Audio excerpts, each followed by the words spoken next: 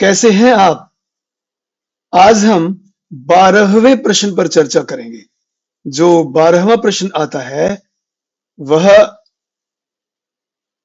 पठित गद्यांश का प्रश्न होता है। पाठ्य पुस्तक में जो संकलित हैं पाठ, उनमें से लिया गया होता है। 6 अंक का ये प्रश्न है और लिखा गया है, निम्नलिखित गद्यांशों में से किसी एक की सप्रसंग व्याख्या कीजिए। यानी 2 गद्यांश आएंगे, अथवा में है, या तो क या ख, किसी एक गद्यांश की आपको सप्रसंग व्याख्या करनी है। सप्रसंग व्याख्या मतलब संदर्भ का 1 अंक। संदर्भ में क्या लिखना होता है? पाठ और लेखक का नाम। नंबर 2, प्रसंग। 1 अंक का प्रसंग है, इसमें पूर्वापर संबंध देखा जाता है। पूर्वापर संबंध का मतलब, जैसे अब ये जहां से बात चल रही है, पाठ में इससे पहले क्या चल रहा था उसको इससे जोड़ेंगे, विद रेफरेंस इससे जोड़ेंगे। नंबर 3, व्याख्या। फिर आप इसको एक्सप्लेन करोगे सरल शब्दों में, अपने विचारों से इसको एक्सप्लेन करते हुए, आप इसको स्पष्ट करते हुए इसकी व्याख्या करोगे, उसके 3 अंक। और फिर अंत में विशेष आपको लिखना होता है, उसका 1 अंक होता है। इन सब बातों पर हम विस्तार से चर्चा करेंगे। हमारा उद्देश्य केवल ये पैराग्राफ करना नहीं है, बल्कि इसके माध्यम से कोई भी पैराग्राफ आ जाए, हमें किस ढंग से उसकी व्याख्या लिखनी है और इसका उत्तर कैसे देना है। तो सबसे पहले हम इस पैराग्राफ को देखते हैं।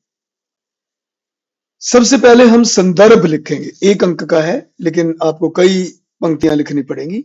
जैसे इसमें हम लिख सकते हैं कि यह गद्यांश हमारी पाठ्यपुस्तक अंतरा में संकलित सुमरिनी के मन के नाम से 3 निबंध, बालक बच गया, घड़ी के पुर्जे और ढेले चुन लो, इनमें से एक बालक बच गया से लिया गया है।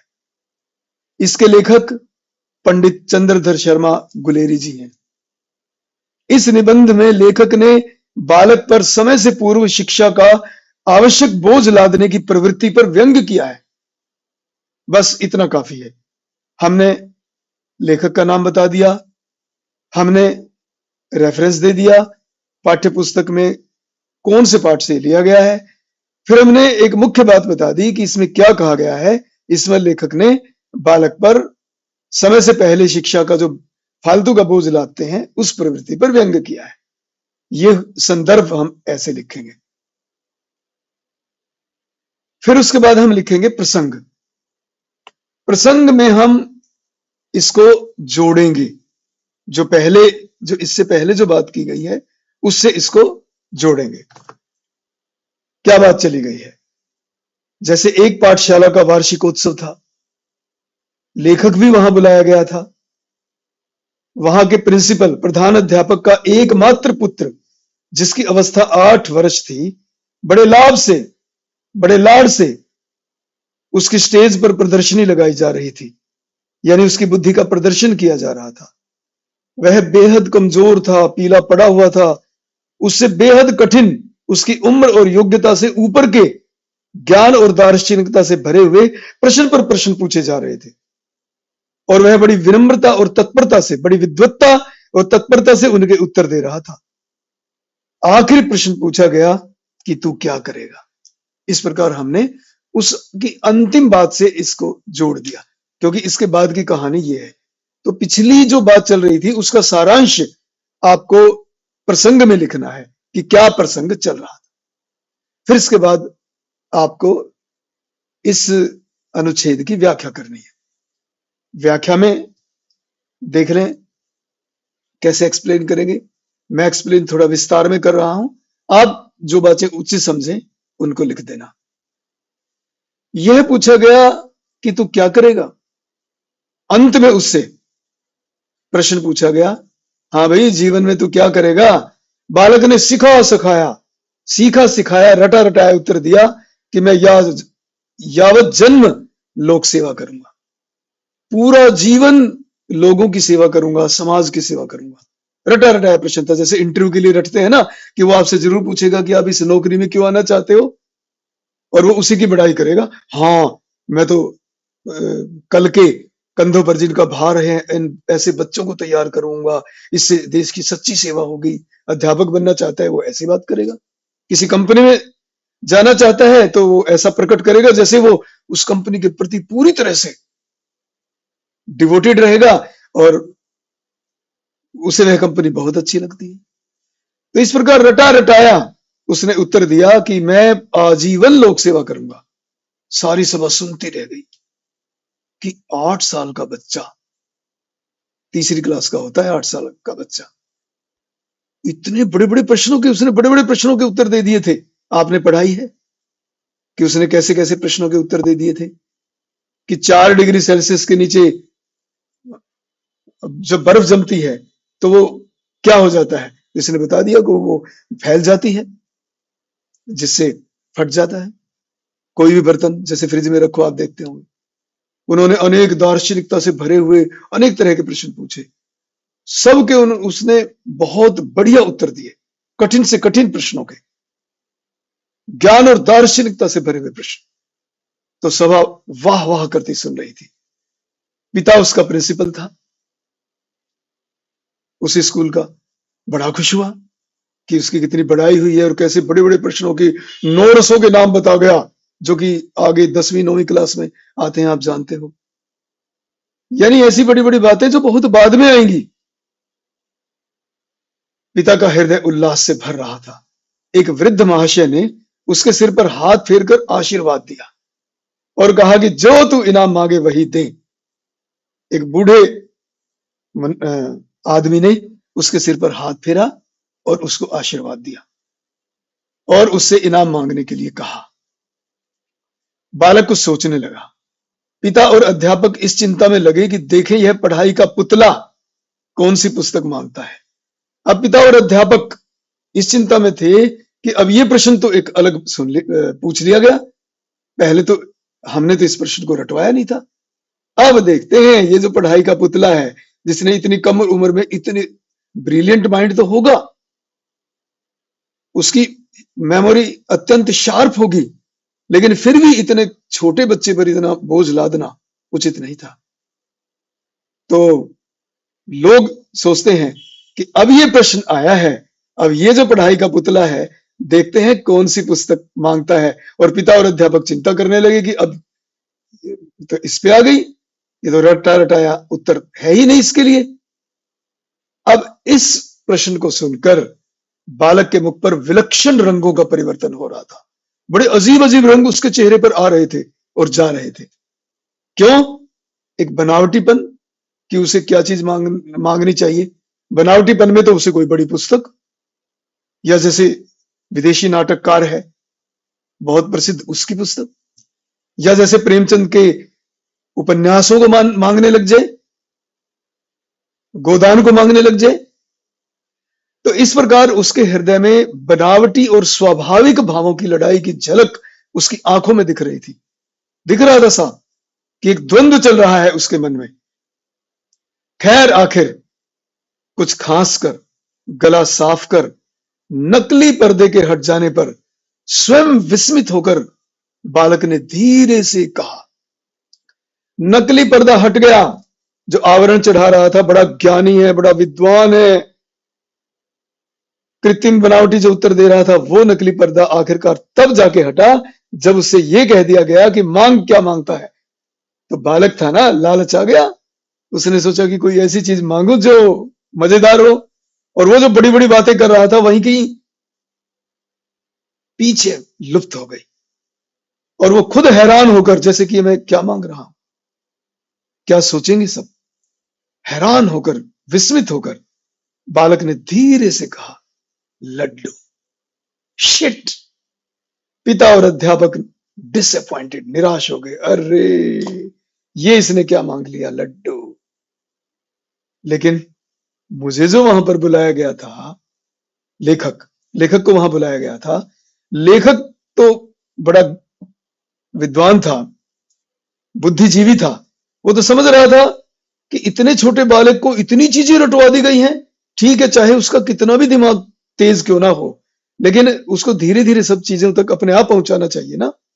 ये नहीं कि एक छोटे से बालक पे इतना वजन लाते, फिर उसका पीला चेहरा पड़ा हुआ था, जमीन में उसकी निगाह थी, कमजोर था, अच्छी तरह से पूरे जोश से उसे बोला नहीं जा रहा था, घबराया हुआ सा लगता था।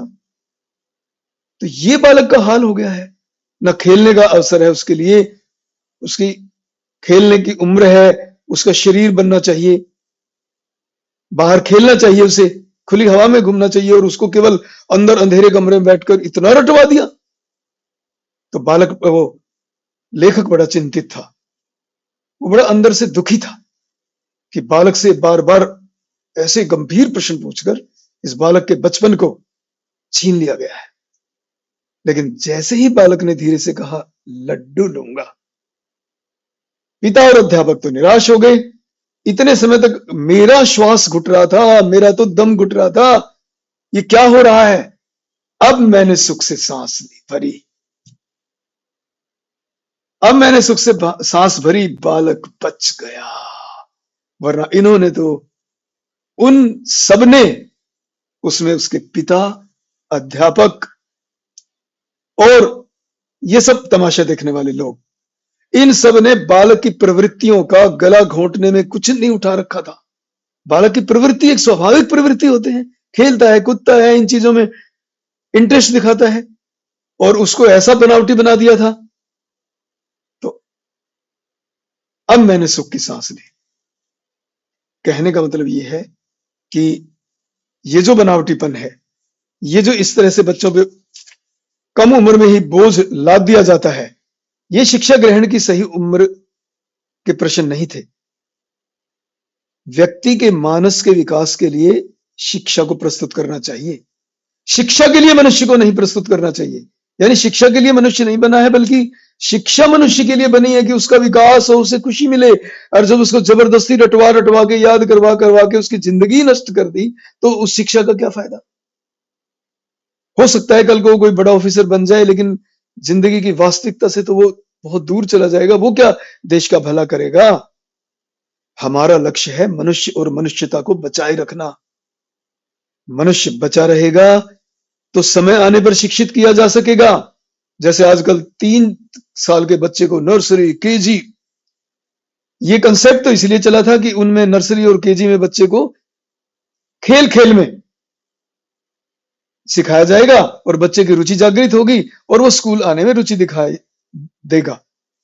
कहीं वरना ऐसा ना हो कि बच्चे को खींच खींच कर स्कूल लाना पड़े, ताकि उसे लगे मजा आ रहा है, स्कूल जाने में तो मजा आ रहा है।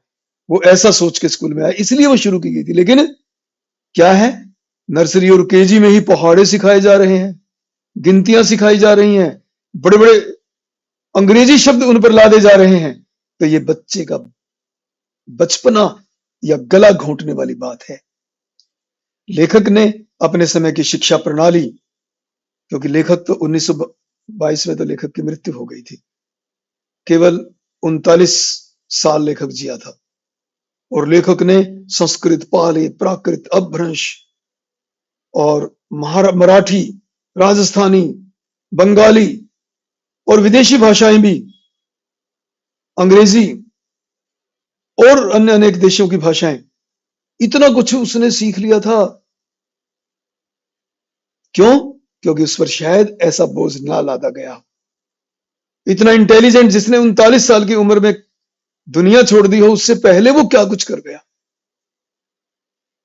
तो अपने समय, क्योंकि 1922 से पहले की बात है, 1922 में तो लेखक की मृत्यु हो गई थी, ये पंडित चंद्रधर शर्मा गुलेरी जी की। तो लेखक ने अपने समय की शिक्षा प्रणाली और शिक्षकों और माता पिता की मानसिकता को प्रकट करने के लिए अपने जीवन के अनुभव को हमारे सामने अत्यंत व्यावहारिक रूप में रखा है। शिक्षा हमें बच्चे पर लादनी नहीं चाहिए, बल्कि उसके मानस में, उसके मन में, उसके हृदय में शिक्षा की रुचि पैदा करने वाले बीज डालने चाहिए। सहज पके सो मीठा होए, धीरे धीरे सिखाएं, आसान से कठिन की ओर। ये नहीं जिनका उसके जीवन में अभी महत्व भी नहीं है। और यह तो यही बात हो गई, इसका मतलब अगर हमने तीसरी क्लास के 8 साल के बच्चे को इतना सिखा दिया, तो क्या वो 70-80 साल वाले व्यक्ति को बाजी मार जाएगा? क्या उससे भी ऊपर हो जाएगा? क्या अनुभव का कोई महत्व नहीं है? बालक की स्वाभाविक प्रवृत्तियों के विकास में ये जो रटंत विद्या है, क्योंकि उसने समझ नहीं रखा था, वो बातें उसकी समझ में नहीं थी। कौन से गुण है, कौन से रस है, ये सब बड़ी बातें, लेकिन रटवा दिया गया था।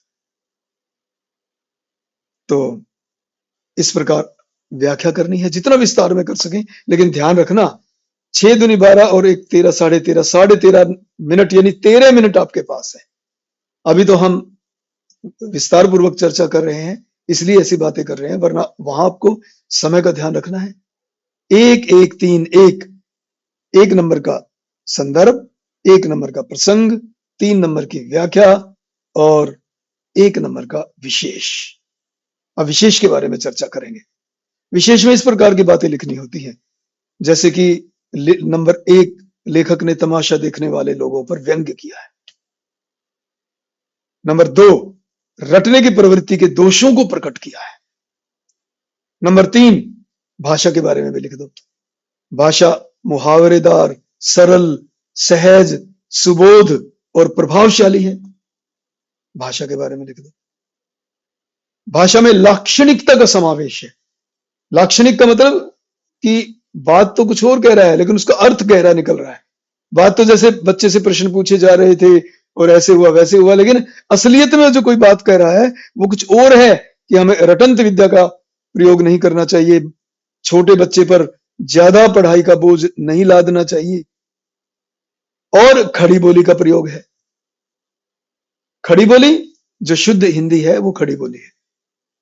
हिंदी की 17 बोलियां हैं, हरियाणवी, ब्रज, अवधी,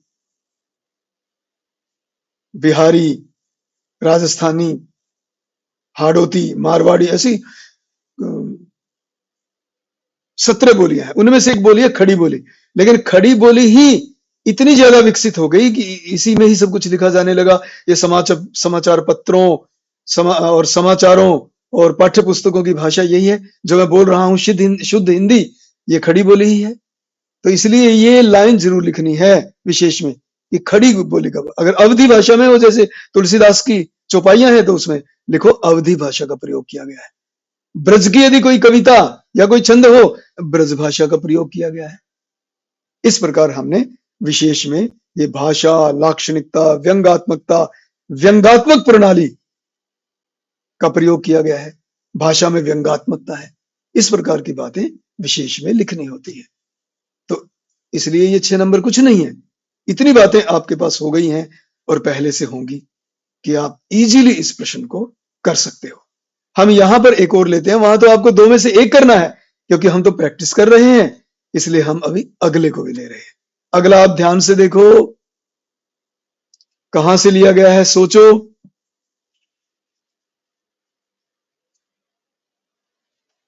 हाँ हाँ हाँ हाँ, याद करो। 4 लघु कथाएं, शेर, पहचान, 4 हाथ, बिल्कुल ठीक आपने समझा। असगर वजाहत की लिखी हुई। तो संदर्भ में हम क्या लिखेंगे? प्रस्तुत गद्यांश हमारी पाठ्यपुस्तक अंतरा में संकलित 4 लघु कथाओं, शेर, पहचान, 4 हाथ और साझा में से एक शेर से लिया गया है। इसके रचयिता, इसके लेखक श्री असगर वजाहत हैं। इतना लिख के लेखक भी का नाम भी आ गया और पाठ का नाम भी आ गया। फिर एक लाइन और लिख दो, इस कहानी के माध्यम से उन्होंने भ्रष्ट व्यवस्था पर व्यंग्यात्मक चोट की है। क्योंकि आपने पाठ पढ़ ही रखा है, आपको पता है कि भ्रष्ट व्यवस्था पर व्यंग्यात्मक चोट की है। 1 नंबर का संदर्भ हो गया। फिर आप लिखेंगे प्रसंग। प्रसंग में आप पिछली बात से इसको जोड़ेंगे, जो बात इस पाठ में चल रही थी और अभी अचानक ये टुकड़ा आपके पास आ गया, तो अचानक ये टुकड़ा कैसे आया, इससे पहले क्या चल रहा था। तो पहले का थोड़ा सारांश आप लिख सकते हैं कि लेखक शहर से या आदमियों से डरकर जंगल में भागकर आ गया था, क्योंकि उसके सिर पर सींग निकल रहे थे।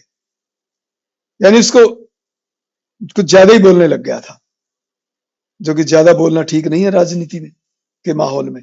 उसको डर था कि कसाई की नजर उस पर पड़ जाएगी।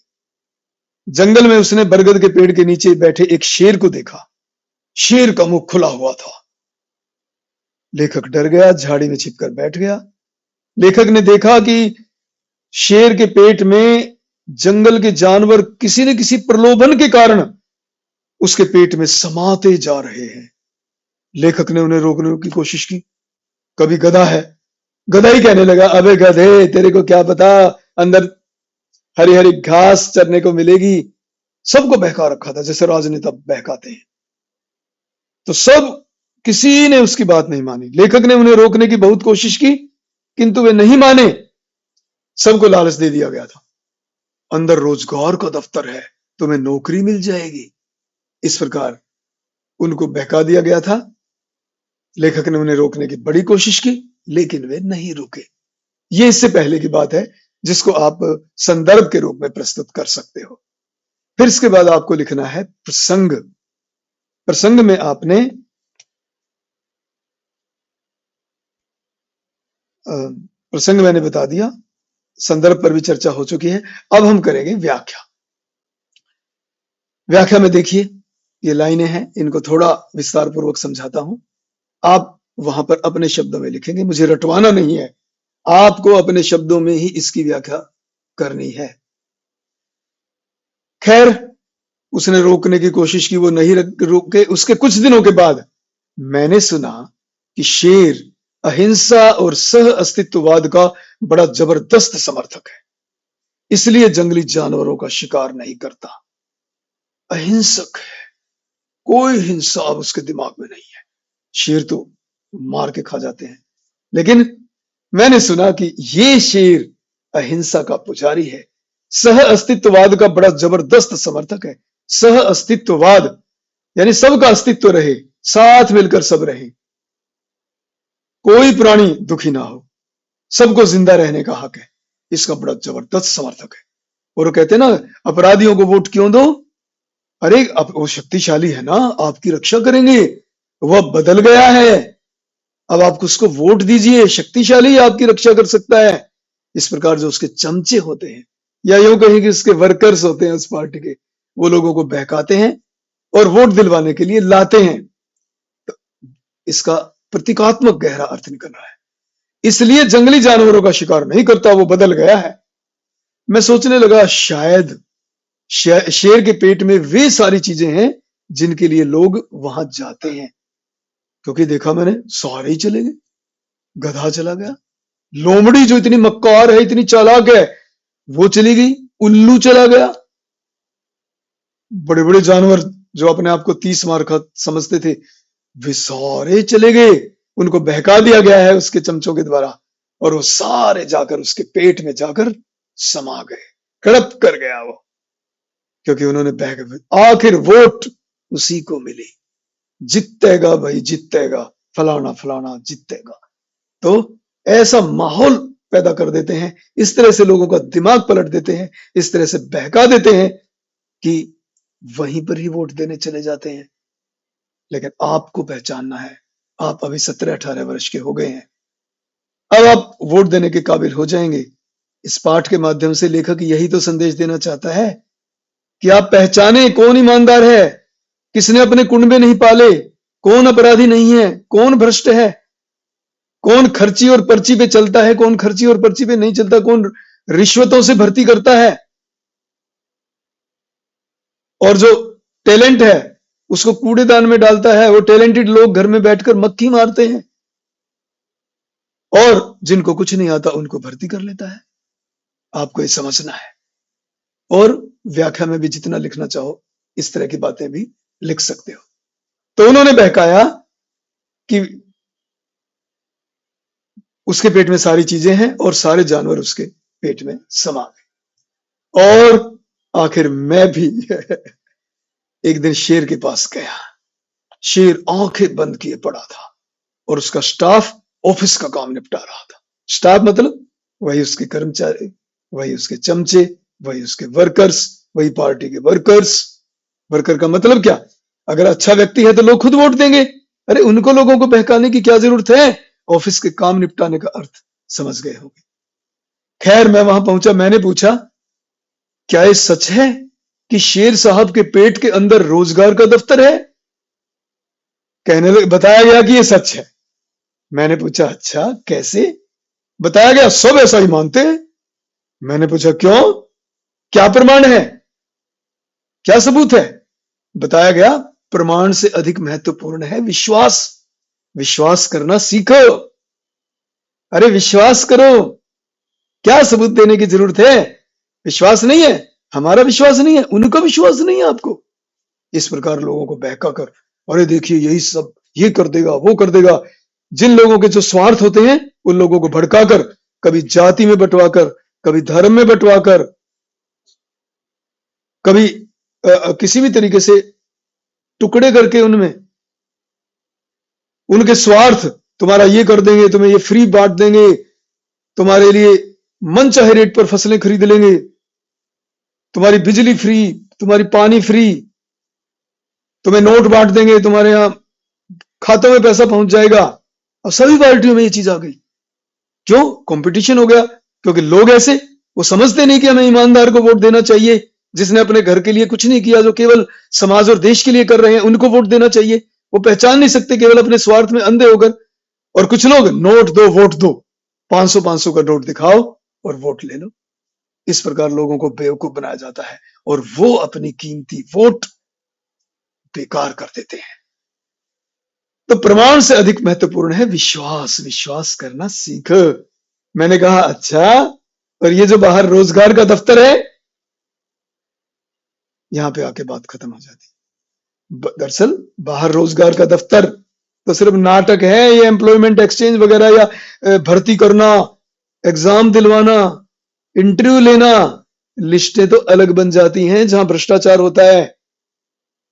पहचानो खर्ची और पर्ची कब चलती थी, कहां चलती थी, कहां चलती है, उसको पहचानो और जागरूक बना। ये जागरूक करना ही लेखक का लक्ष्य है। इस प्रकार इसकी व्याख्या आप अपने शब्दों में करोगे और इसके बाद आपको विशेष लिखना है। विशेष लिखने में आपको क्या चाहिए, विचार करो कि आप, मैंने क्या बताया था और इसमें क्या आ सकता है। कुछ मैं बताता हूं। भाषा के बारे में आपको बताना होता है। यहां भाषा गंभीर, सरल, बोधगम्य, संवाद शैली है। देखो डायलॉग्स चलते हैं, संवाद शैली है, सबल भावों की अभिव्यक्ति है, व्यंग्यात्मकता है, मुहावरा और तद्भव शब्दों के प्रयोग से भाव में सहजता और सादगी आ गई है। प्रतीकात्मकता है, शेर के माध्यम से भ्रष्टाचारी नेता पर व्यंग्य किया गया है, व्यंग्यात्मकता है।